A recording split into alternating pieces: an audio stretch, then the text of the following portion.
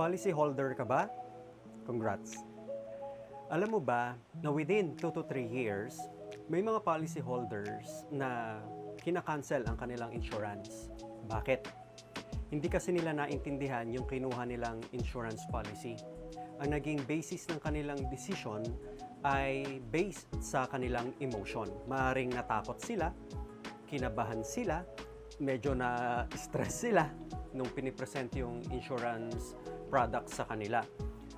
Kaya agad-agad nagdesisyon sila dahil yung fear or yung out of their emotion nang hindi na naiintindihan yung mga importanteng detalye. For example, bakit nga ba talaga nila binili yung insurance policy nila? Ano-ano yung coverage nito? Ano-ano yung mga benefits nito? At ano-ano yung mga hindi included na benefits nito? At hanggang kailan tayo dapat mag-commit o hanggang kailan dapat natin siya binabayaran?